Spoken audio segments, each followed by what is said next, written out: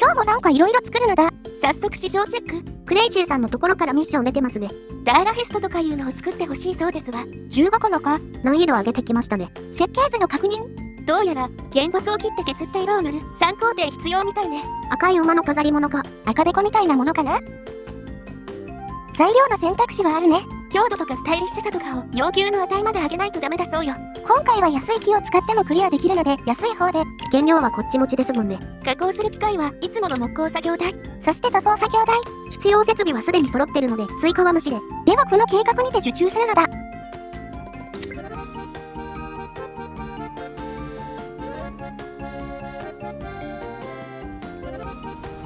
持ってきた。よし、お前らによろししろ。そして牛を作れ。馬ですね様。馬を作れ。手伝ってやれや。運転手さんが全部下ろしてくれましたわ。というか15個分の割に材料少ないですね。ここから削り出して15個分に加工するみたい。思ったより小さいやつなのか。で、木工作業台でほぼ完結する仕事なので別の仕事も受けておこう。ミッションの品物以外は納期はないですからね。需要とかは上下するのであまり遅くなりすぎても困るけどね。安定のアヒルを受注。暇な時にアヒルを射出しといて。これで仕事がなくて手持ち無沙汰ということもなさそうね。右上のリストが優先順位です。赤べこを優先して作業してくれ。ここ置いとくぞ。いつも助かります。原木を切って木片ができましたね。ずいぶんちっちゃくなりそう。息子くんが切った材料を今度はお父さんが加工に入った。木彫りの人形もお父さんがやってましたね。熟練の技があるのですわ。熟練の技により腰くらいの高さの馬になった。熟練すげえな。木材の錬金術師。あれ1個で15個分の原料より体積大きくない？プロなのでそうこうしてる間に1個完成。塗るのは早いんですね。木工作業台が遅いんですわ。切ったり削ったり曲げたりできるけど効率 25% なんだよね。これ作業台もう1個あった方が良かったのでは。でもお父さんいるから休憩中ですわ。息子くんに受け継がれてるから間に合うといいですね。赤べこは間に合いそうだけど他の仕事が進まないから1人増やそう。ついに親子以外の作業員が日給150円で募集したところ高橋千秋さんが入社しました。頑張れ高橋。持ってないから声は当てないけどな。休憩に行った息子くんに代わって早速作業に入りますわ。即戦力なので研修とかなしでどんな作業でもすぐにできる中途社員。こういう人材が欲しかった。しかも安い。素晴らしいぞ高橋。納期の方も余裕ありそうですね。ゲージが緑なのは予定より進んでる証。赤くなったらヤバいやつ。3人で回せば余裕ですわ。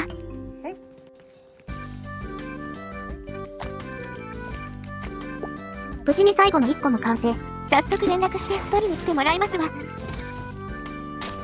クレイジースティーブ社です。品物の回収に参りました。赤べこできてるぞ。馬です。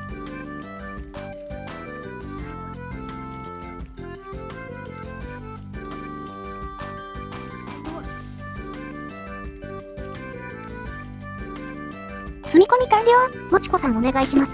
首が揺れないので星1です。揺らすな。今の出荷でレベルが上がりましたわ。スキルポイントもらえました。早速割り振るのじゃ。スキルツリー2ポイント触れますね。今回は保管区画とかを最適化するやつにするのだ。他にも増築の解禁とか加工機械の解禁とかがありましたわ。早速新しい区画の設定。今までの黄色と黒のやつは何でも受ける汎用区画ですね。奥にちらっと見えてる緑の区画は完成品のみ置ける出荷用区画ですわ。で、今置いた青の区画は使用する材料のみ置ける区画ね。機械とリンクさせることで次に使う材料はここに保管されます。今は1部屋しかないので全ての機械をリンクするけどね。ミッション分は納品できたので次の製品に行きましょう。今度はこの熊手にしよう。熊手というか冷気というか熊手でいいでしょ。柄の部分を金属にするか木材にするかを選べるようですわ。でも求められてる強度には木材だと届かないみたいだね。赤表示なので高い木を使ってもダメなやつですね。なので柄の金属で。金属原料は一番安いもので高いやつを使うほどの品質は求められてませんね。この原料と作成法なら基準値をクリアできたね。あとは金属加工の機械がないのでそれを買いましょう。小さな鋳造機。型に溶かした金属を流し込むやつですね。柄の部分をこれで作るのか。超重そう。筋トレ民が欲しがるのかも。ここだとアヒルが邪魔で置けないのか。仕方ないからこっちに置いておこう。そろそろ増築をアンロックしたいところ。レベルが足りんのじゃよ。最後に機械の割り振りね。金属の2部品は今買った鋳造機で。それを組み立てるのは組み立て作業台ですね。設計完了。個数はおなじみの10個で。では原料の発注です。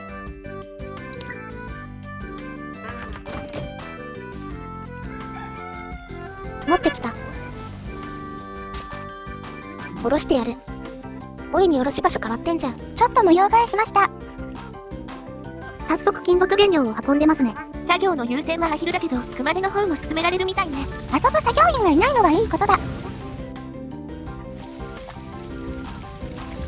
アヒルが完成。10個出荷ですわ。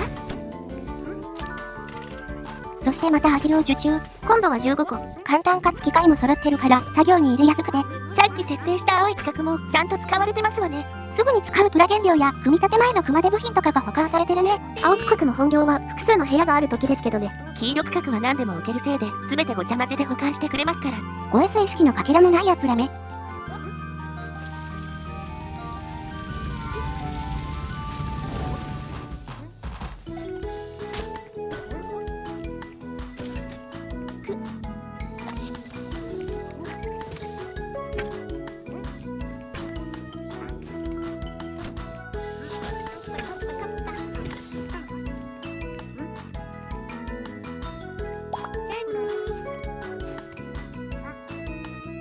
アヒル作りまくってたらレベル上がった。では今後も見据えて増築をアンロックしましょうか。まだポイント余ってるので機械のアンロックもしときましょう。木材用の各種専用機がアンロックですわ。お値段も高いけどね。あら、電話ですわ。また注文ですかね。はい、アヒル製作所。違うよ。スケア社のものです。下請けする奴らを探してんだけど。攻めた名前ですね。何のことでしょう。機械による作業ができるって聞いたんだが。さっきアンロックしたばかりですがね。棚作って返事は後でもいいよ。どうします？とりあえず設計図を見てみようか。お試し依頼なので個数は8個。天板を固定する部品の形とかは選択制ですわね。金属加工かな。どうやら木材でもいけるみたいです。木材接着で組むか、金属を曲げるか、木材の曲線加工ですわね。金属の曲げは機材がないね。曲線切断でも数値目標はクリアできそうです。材料も安い木材でいけそうだね。受けるんですの？多分専用機での加工を想定した注文のはずですが。とりあえずやってみて、ダメならごめんなさいしよう。急病患者が出て間に合いませんでしたとか言っときましょう。営業が勝手に受けてきたので営業のせい。誰が電話すると思ってんですか？私じゃない誰か。事務所の誰か。電話応対の研修がまだなので。受注しちゃった。あとはもうやるしかないんですわ。レッドベルとか差し入れすればなんとかなる。仕事の優先順位も変えておこう。棚を最優先ですわ。これは会社の行く末をかけた一大事業である。諸君らに奮闘に期待せよ。のやつ持ってきた。おろせや。最優先とは言っても、ほぼ木材加工台なのよね。アヒルの方が早く完成しそう。あ、木材加工台がバチバチしてる。耐久度が減ってますわ。このまま使い続けると作業速度にも影響しますね。なんでこの社運をかけた仕事中にそんなことになってんだ。今までメンテ指示出してませんから。机が壊れる前に修理しときましょう。こういうのは始業前にやっておくものではないのかね。24時間体制ですので。そうだった。耐久度がわかるようになるフィルターをかけてみた。緑がセーフで黄色がそろそろやばそうなやつか。塗装作業台が割と黄色くなってますわ。もはやアヒル作業台と言ってもいいやつ。いっぱい作ってるからね。その辺の機械も後でメンテ指示しとこう。棚ももう少しで完成ですわ。思ったよりも納期に余裕ありましたね。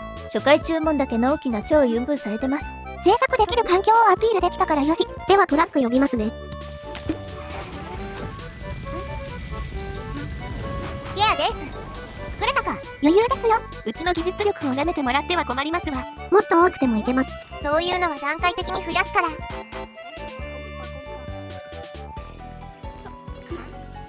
注文分、確かに代金振り込んでおくからな。これで今後はスケア社のミッションも受注できるね。家具関係が多くなりそうな会社ですわね。マイルストーンの項目も1個達成です。これをクリアすると、より上級のスキルを取れるようになるやつ。出荷個数はほっといても達成できるから、製品作りまくって5レベルを目指すのだ。新しい注文を受ける前に工場の増築。とりあえず今ある部屋を敷地限界まで広げますわ。この敷地を増やすのもそのうち解禁されます。作業場の方もそこそこ広げよう。工事をしてる間に休憩室に設備を追加。コーヒーメーカーとラジオが増えました。これで回復も少しは早くなるはず。なんで休憩室に熊手が落ちてるんでしょう。お父さんが転んだ時に飛んできた。お父さん引退した方がいいのでは。大丈夫、ほらちゃんと休ませるから。コーヒーでも飲んで落ち着いてくださいな。部屋が広くなったので機械の移動。特にコストとかはかかりません。収蔵機も作業場に持ってきたよ。裏では出荷も続けていたので4レベルまで上がってますわ。経営も安定してきたかな。次は高効率な加工機械の導入が目標ですね。アヒルたくさん作らなきゃ。アヒルでなくてもいいですわ。